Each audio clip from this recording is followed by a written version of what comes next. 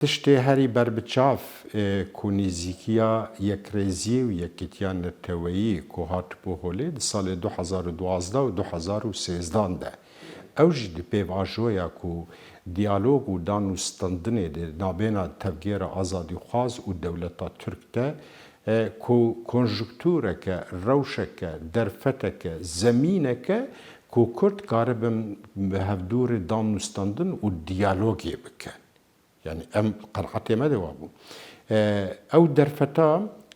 di wê demê de hatibû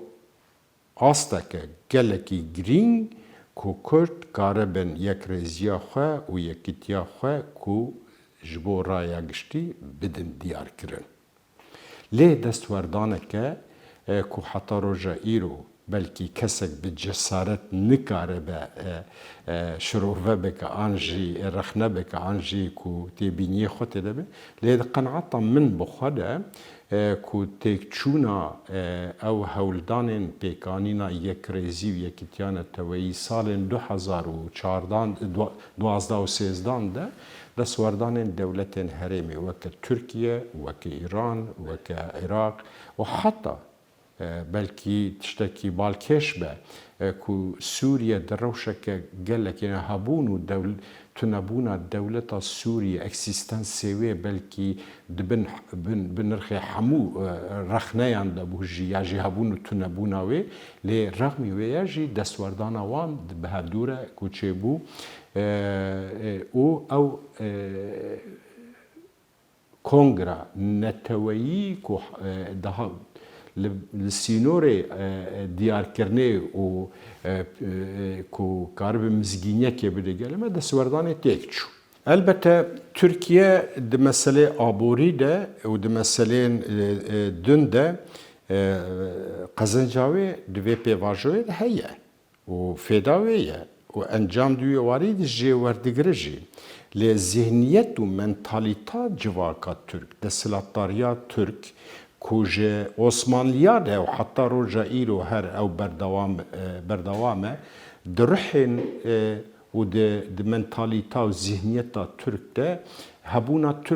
Kurd ticarî qebûl nekirin. Di dîrokê de, dîroka komara Tirkiyede ji 100 salî û vir ve 100 sal û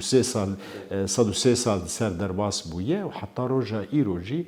ku hîn û hîn Tirkiye bi hemû şêwazê xwe, bi antrîkayê xwe, bi dek û dolabên xwe, bi lîstikên xwe, bi hemû tiştî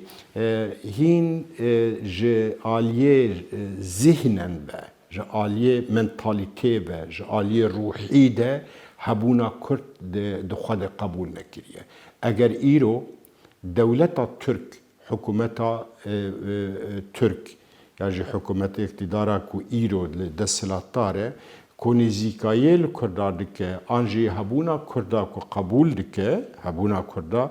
bi çi rengî ew cê münaqeşeyê û şirovê ye lê bes dibe ez qebûl dikim yani di vî warî de. Ez bawer dikim hemû partî û rêxistin û saziyên civakî û kesatiyên bi gelemperî li her çarbeşê Kurdistanê bi taybetî li Bakurê Kurdistanê girîngiyeke gelek mezin didin. Her kesî dixwaste ku ev kêşe îdê di sed sala 21 de bibe mijara sereke ya muzakere û çareseriyê. Her kes vî tiştî dixwaze. Partiyan hemûyan di wî warî de helwestê xwe diyar kirin jî de. Lê di heman demê de pêvajoyeke bi vî rengî û danûstandin diyalogekî ku mafê her kesî ye ji ber ku gelê Kurd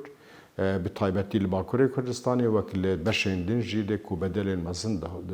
dane dixwazin gelê me mafê wî heye ku ew bedelê ku danin li hemberî wê qezenceke û statûyeke an jî destkeftiyeke ku nasnameya wî, zimanê wî, çanda wî, perwerda wî ku bixe bin misogeriyê. Mafê her kesî heye ku daxwaza vê tiştî bike. Eger îro ro milekî wê ye ku gelek kes an jî beşek ji gelê me ku ji vê pêvajoyê ya jî ji encamê vê pêvajoya ku di riya van yasaya hatiye diyarkirin ku nerazîbûna wan heye mafê wanî rewa ye. مافی وای روایه کو جبر سبب بدلی کو دانه جانگوریه دانه قربانیین دانه کو زایعات که مزن لکوشبریه بویه گند هاتن وارا کرن گند هاتن شوتاندن به میلیونا خلق کوشبر بونه خلق دخوازن اگر مبدله کی وهادا پیویست بو کو ام مافکی ما کو ام کارم سوده که جی ورگرن کو ناسنایا ماما یا جی هبونا ما کو بیت قبول کرن ما فیویست تشتیجی هیه ام بهوینه کو کنکه وهیم بهستر هین خورتر